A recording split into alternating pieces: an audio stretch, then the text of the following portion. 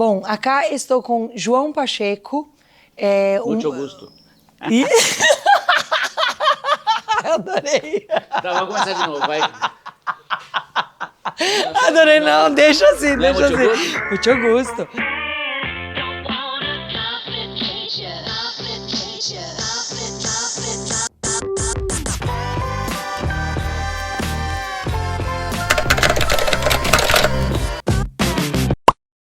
Oi, gente, a gente tá aqui com o João Pacheco na Chácara do Rosário.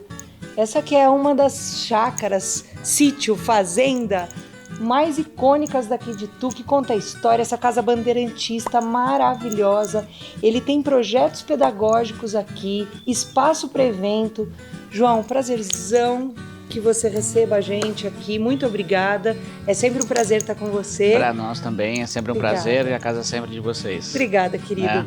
Ó, o João vai fazer um tour agora contando um pouquinho a história dessa casa maravilhosa. Pode ser? Um sítio tour, tudo bem. Um sítio tour. Bora! Vamos lá.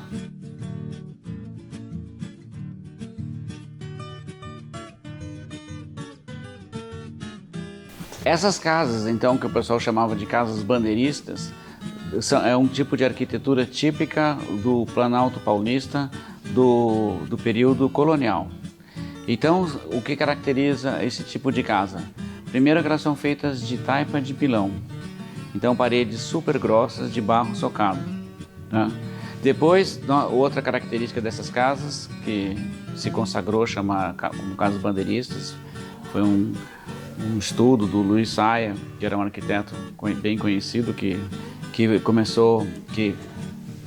reuniu esse tipo de casas nesse aspecto, com toda essa característica, sempre com um terraço na frente, uma grande sala onde ficavam as pessoas trabalhando, as mulheres principalmente, fazendo tudo o que era necessário para a comunidade. Então elas faziam o óleo com a mamona para os candeeiros, elas faziam, pegavam a carne e salgavam para conservar e penduravam na despensa, que a gente vai ver.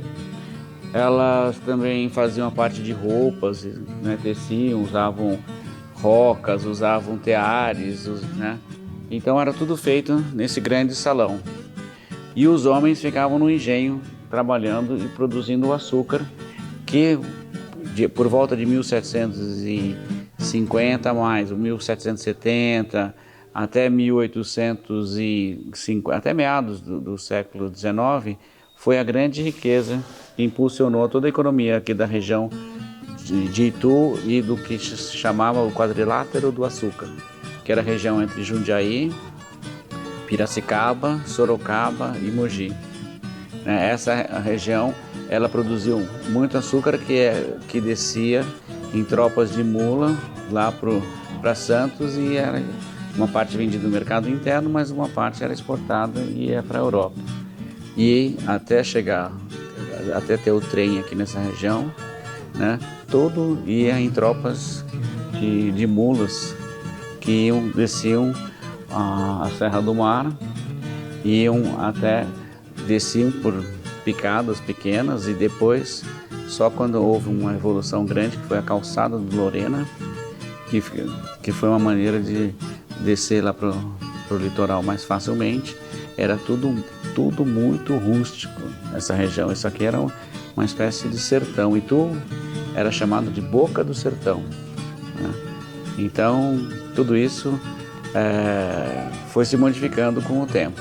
Então, a gente vai dar uma passeada para conhecer um pouquinho alguns cômodos dessa casa.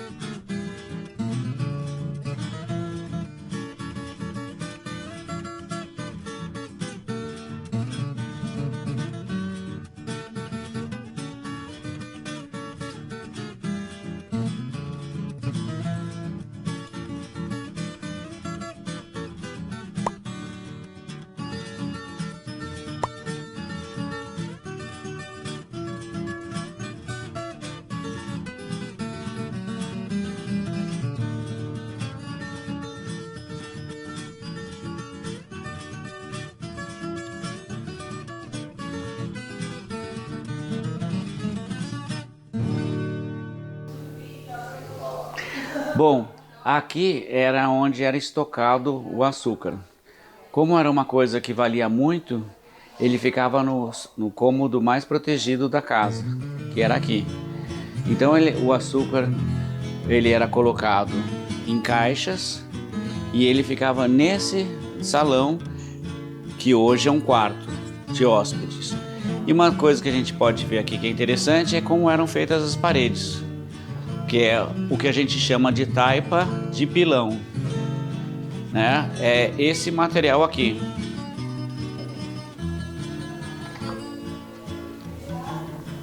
Ó, isto é a taipa de pilão. Então são 70 centímetros de barro socado, né?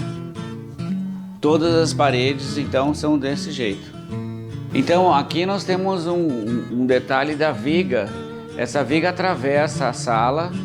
Era uma árvore só, uma peroba. Então ela vem até um desses sótãos e a outra ponta está no outro sótão. Então era uma árvore de pelo menos 20, 25 metros de tamanho.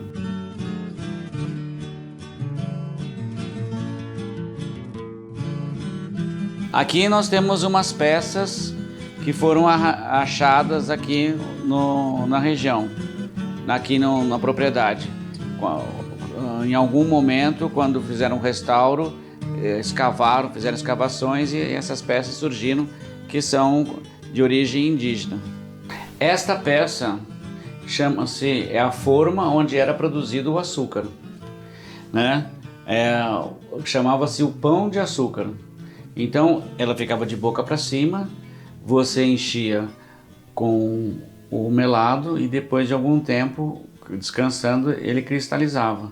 Aí você virava ela de ponta cabeça, tirava essa forma e aí você tinha aquele torrão de açúcar que era chamado pelos portugueses de pão de açúcar.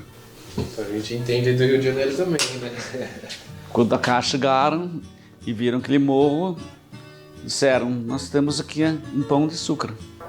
Esses bancos são originais da casa, né? Então eles têm a idade da casa, a casa é de 30 de maio de 1756, que foram compradas essas terras para montar o engenho. E ó, esse é o tipo de móvel que existia. Você vê, uma coisa muito rústica, basicamente encaixada, para não usar ferro, que era uma coisa muito cara. Então, essa no caso é de cedro, que era uma madeira típica aqui e bastante usada para fazer móveis.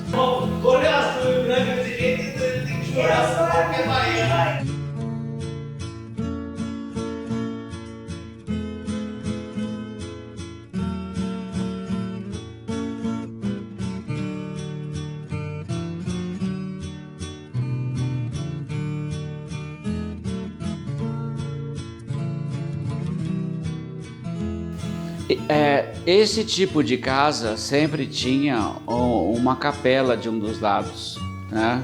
Esse é o santo patrono da família, é o profeta Elias, que é o São Elias, lá do Antigo Testamento, que subiu aos céus numa carruagem de fogo.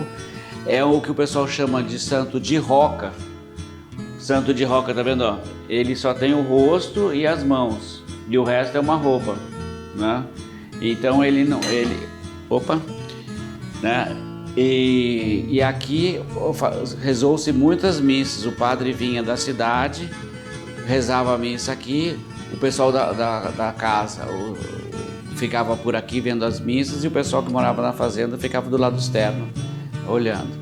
Hoje a gente tem aqui coisas de várias épocas, a gente tem móveis do século XVIII, móveis do século XIX, pinturas do século XIX. E temos aqui a escritura da casa. Essas terras foram compradas em 30 de maio de 1756. Os paulistas, que eram os pioneiros da época que andavam aqui pelo sertão, quando começa a escassear o ouro que existia no Brasil, ali nas Minas Gerais, em Goiás, eles tinham um certo dinheiro que eles usaram para comprar terras e iniciar a produção do açúcar. Ainda o Brasil, que pertencia a Portugal, né, ainda estavam definindo as fronteiras. Portugal e Espanha ainda estavam definindo um pouco as fronteiras, então para Portugal era importante que eles desenvolvessem essa região economicamente, então eles incentivaram a produção do açúcar.